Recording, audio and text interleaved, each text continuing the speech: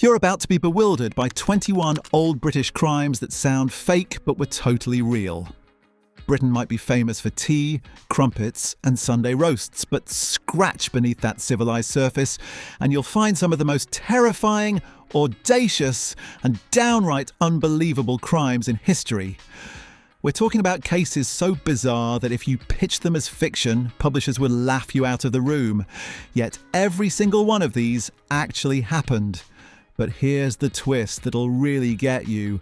Many of these crimes fundamentally changed British law, forensic science, and even our entire justice system.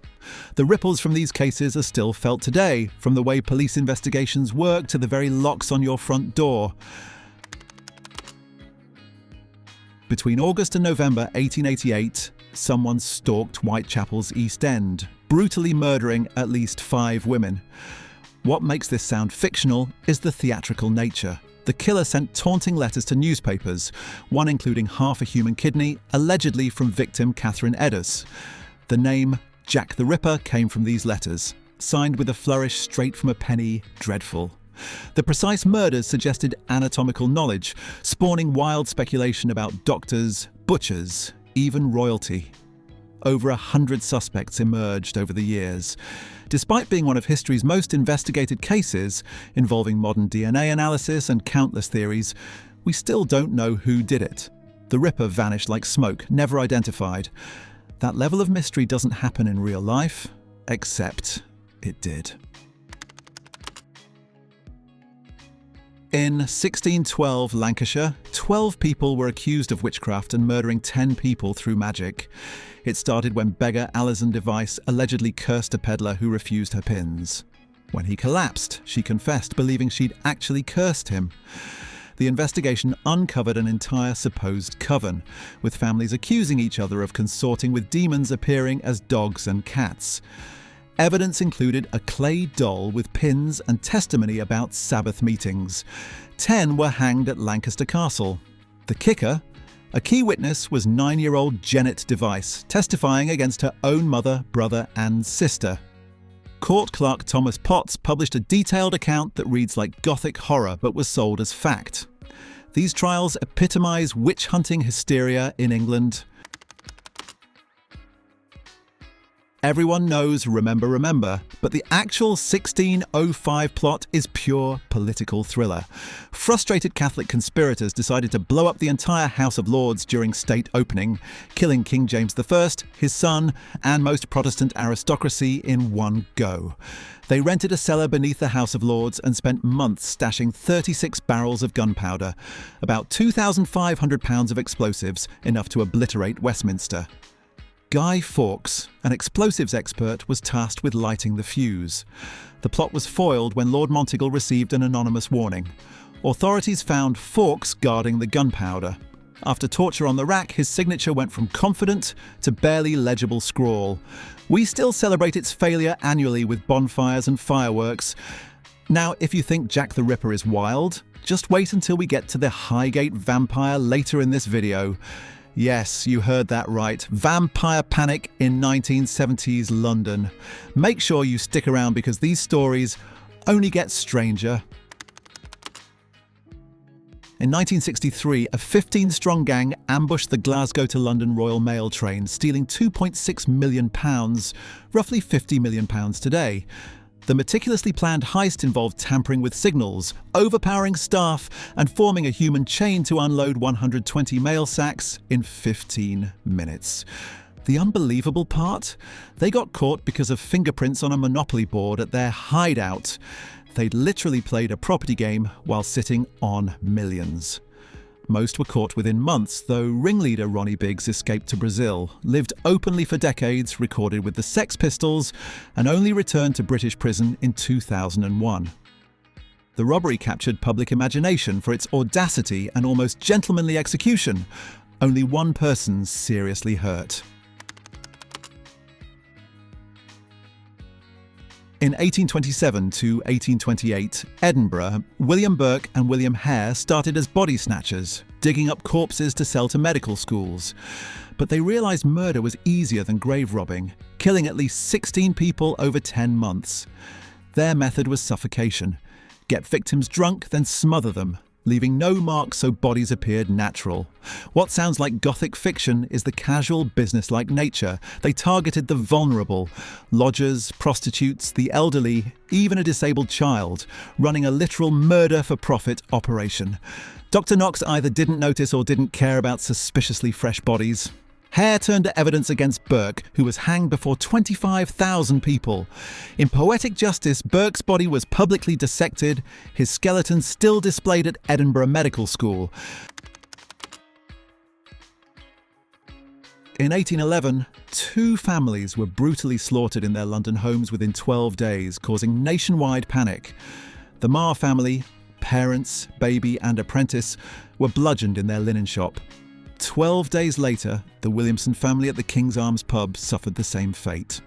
The weapon, a ship's maul with initials IP and, was traced to sailor John Williams, who hanged himself in custody before trial. Unsatisfied, authorities paraded his body through streets on a cart, then buried him at a crossroads with a stake through his heart. The traditional vampire burial. The real kicker: Williams likely wasn't the killer. Modern analysis suggests he was a scapegoat. These killings fundamentally changed London's approach to safety and policing. Alright, we're just getting warmed up here, and we haven't even hit the acid bath murderer or the diamond heist at the Millennium Dome yet. If you're enjoying this descent into Britain's criminal past, do me a favour and hit that subscribe button. These stories are too good to miss, and there's plenty more where this came from. Speaking of dissolving evidence, between 1944 and 1949, John George Hay murdered at least 6 people and dissolved their bodies in sulfuric acid. He'd befriend wealthy victims, shoot them, forge signatures to steal assets, then dispose of bodies in a 40-gallon drum of acid. He genuinely believed no body meant no conviction.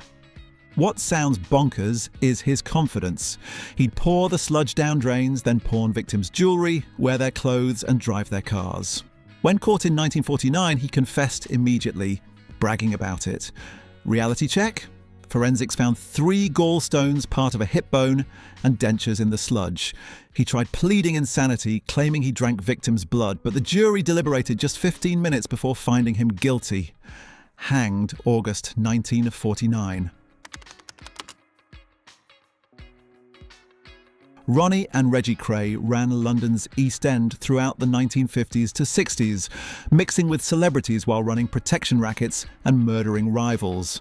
What sounds fictional is they were treated like celebrities whilst being terrifying gangsters.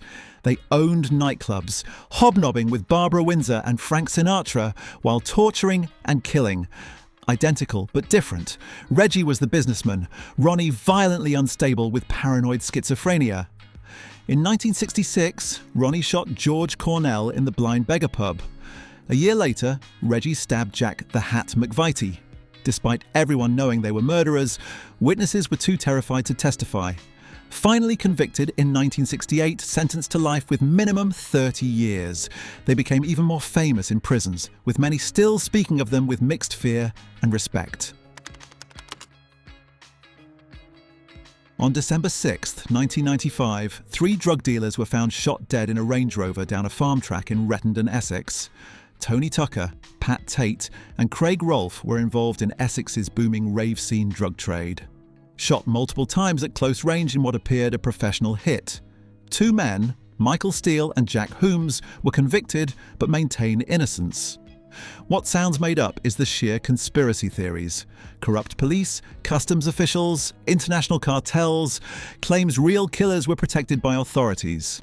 The case inspired several films including Essex Boys and Rise of the Foot Soldier. The victims were quintessentially late 90s British, steroid-enhanced nightclub enforcers who'd moved from doors to drug distribution.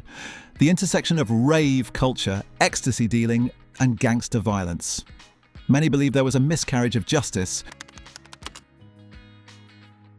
Britain's first female serial killer, suspected of poisoning up to 21 people between 1852 and 1872, including 3 husbands, 8 of her children, and 7 stepchildren. Her weapon was arsenic mixed into food or tea. Symptoms mimicked gastric fever or cholera, and since child mortality was common in Victorian England, deaths didn't immediately raise suspicion. What sounds fictional is the brazenness. She'd marry, ensure husband and children. They'd start dying of gastric fever.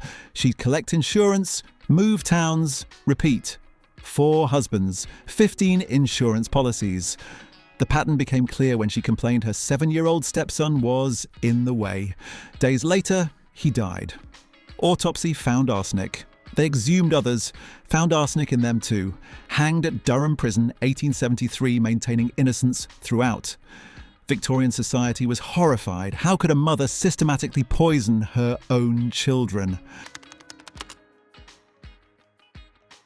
In the late 1960s to early 1970s, rumours circulated that a vampire stalked Highgate Cemetery in North London. Dead foxes drained of blood were found. Witnesses reported a tall, dark figure gliding between tombs. On Friday the 13th, March 1970, newspapers ran the story and mass hysteria erupted. 2 rival occultists, Sean Manchester and David Farrant, became public faces of the vampire hunt, each claiming expertise and accusing the other of being a charlatan.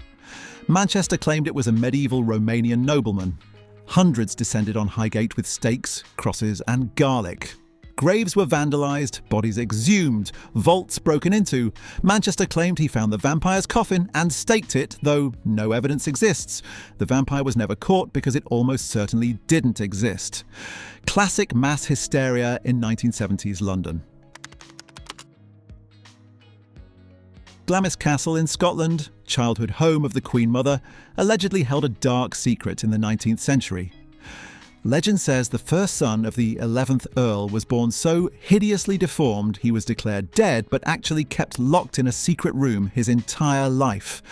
Supposedly a misshapen creature covered in hair with a tiny head and no neck. Each heir learned the secret on their 21st birthday and emerged pale and shaken, refusing to discuss it. The 13th Earl's son wrote he hoped never to inherit after learning the truth. What sounds fictional is it's basically gothic horror. Deformed heir in tower, family secret, sealed rooms. There are rooms in Glamis that don't correspond to exterior windows. The likely explanation? An actual family member with disabilities kept from public view, embellished into myth over generations. Thomas Neil Cream, a Scottish doctor, murdered at least 4 women, possibly 7, by poisoning them with strychnine in the 1890s London. What makes this sound fictional is the theatrical flourish. After murdering prostitutes in Lambeth, he'd write anonymous letters accusing innocent people, and even offered to solve the murders himself for a fee. He'd previously served time in Illinois for murdering his mistress's husband with strychnine, was released, and promptly moved to London to continue killing. He'd give prostitutes pills laced with strychnine to clear their complexions, then watch them die in agony. He couldn't help inserting himself into investigations, writing blackmail letters and trying to frame others. A constable became suspicious of this overly interested doctor. At his 1892 execution, legend says his final words were, "I am Jack the..." before the trapdoor opened, though this is almost certainly myth.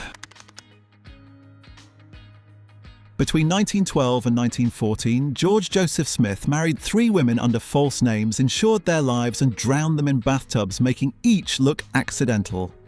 The audacity sounds like dark comedy. Smith's method was consistent. Charm a woman, marry quickly, persuade her to make a will leaving everything to him, take out life insurance, then within days she'd be found dead in the bath. He'd play grieving widower, collect money, move on. He nearly got away with it because bathtub drownings, while unusual, could be explained as accidents. His downfall. The father of his 3rd victim read about her death and noticed similarities to another bath death. Police conducted experiments, discovering if you suddenly lift someone's legs in water, water rushes into their nose, causing instant unconsciousness. Simple, but effective. Smith was hanged in 1915. On November 26, 1983, 6 armed men broke into the Brinksmat warehouse at Heathrow, expecting £3 million in cash.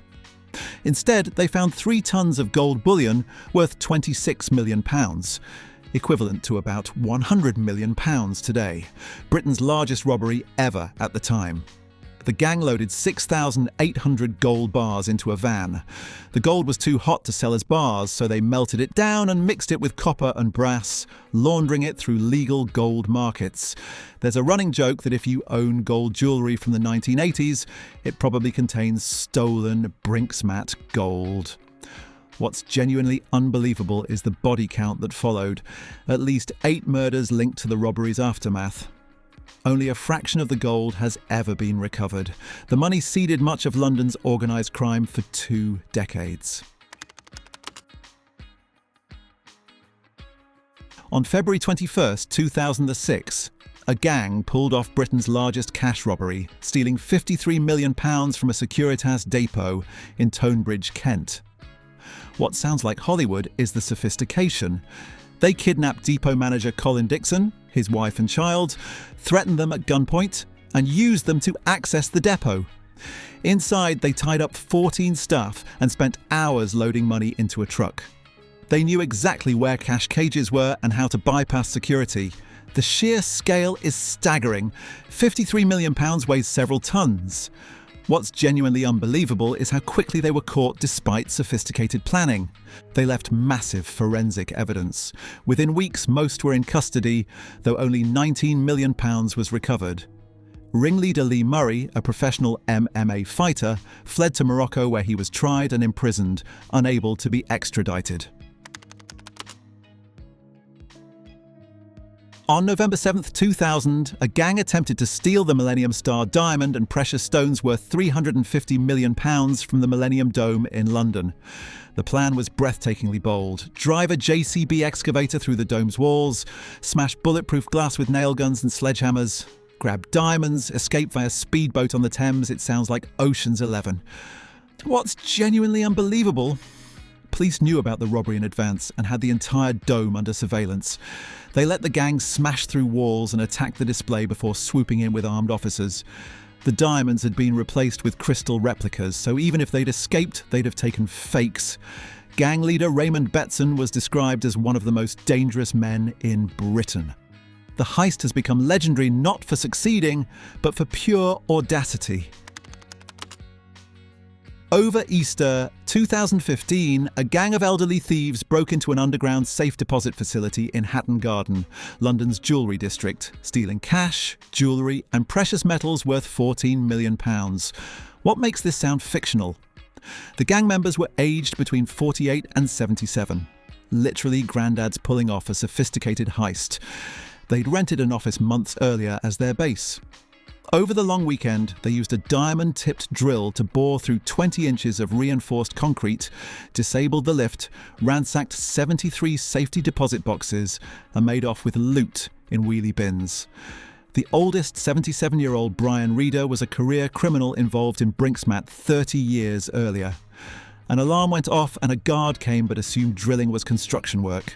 Their age and audacity captured public imagination. The bad grandpas pulling one last big job.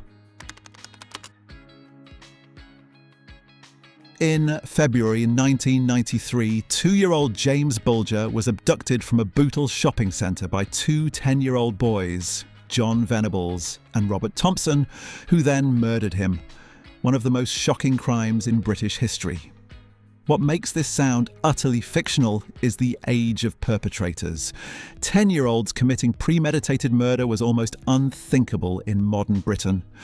The boys led James on a 2.5-mile walk through Liverpool while multiple witnesses assumed they were brothers, then killed him near a railway line. Security footage showed them leading little James by the hand out of the shopping centre. Images seared into the nation's consciousness. Thompson and Venables became the youngest convicted murderers in modern British history, detained until 18, then released with new identities. The case fundamentally changed how Britain treats juvenile offenders and raised profound questions about evil and responsibility. Throughout the 1970s to 1980s, something was killing livestock across Bodmin Moor in Cornwall, leaving carcasses with unusual wounds. farmers reported a large black cat, possibly a panther or puma. Sightings became so frequent that in 1995 the government commissioned an official investigation into the Bodmin Moor beast. What sounds fictional? Despite hundreds of sightings, photographs and video footage, no conclusive evidence of a big cat was ever found. The official investigation found no proof but couldn't explain the dead livestock or consistent witness reports. This wasn't just rural folklore. Police officers, farmers and zoologists reported seeing large cats. The leading theory? Following the Dangerous Wild Animals Act of 1976, which required licenses for exotic pets, some owners released big cats into the wild rather than comply. Whether the beast existed or was mass hysteria remains hotly debated. Between July 1963 and October 1965, Ian Brady and Myra Hindley tortured and murdered 5 children aged between 10 and 17 in and around Manchester, burying most of their victims on Saddleworth Moor. The case shocked Britain to its core and remains one of the most notorious crimes in British criminal history. What makes this case sound like dark fiction is the calculated cruelty of it all. Brady and Hindley would lure children, take them to Brady's grandmother's house where they'd torture them, then bury bodies on the desolate moor. Brady made audio recordings of torture and death played at trial. They photographed each other posing on victims' graves. They were caught when Hindley's brother-in-law witnessed them murdering Edward Evans with an axe. One victim, Keith Bennett, has never been found despite decades of searching. The Moor's murders changed Britain's relationship with crime forever. And there you have it, 21 British crimes that genuinely happened but sound like they've been plucked straight from the pages of a thriller novel. From Victorian poisoners to pensioner diamond thieves, from vampire panics to parliamentary explosions that nearly rewrote history, these cases prove that reality is often stranger and more disturbing than fiction. What's particularly fascinating is how many of these cases changed Britain fundamentally. Jack the Ripper influenced how we think about serial killers. Burke and Hare led to reforms in medical education. The Great Train Robbery changed security protocols for cash transportation. Even the Highgate Vampire affair showed how mass hysteria can grip a modern society. If you've enjoyed this deep dive into Britain's most bizarre criminal past, make sure you subscribe to the channel and hit that notification bell. We're constantly uncovering more fascinating stories from history that sound too strange to be true, but absolutely are. Drop a comment below with which of these crimes shocked you the most, or if you know of any other British cases that sound completely made up. Remember, while these stories are fascinating, they also represent real tragedies, real victims, and real families who suffered. Behind every sensational headline was a human cost. But understanding these cases helps us understand how society, justice, and human nature itself have evolved over time. Thanks for watching, and I'll see you in the next video where we'll explore more incredible true stories from history. Until then, stay curious, stay safe, and remember, truth is stranger than fiction.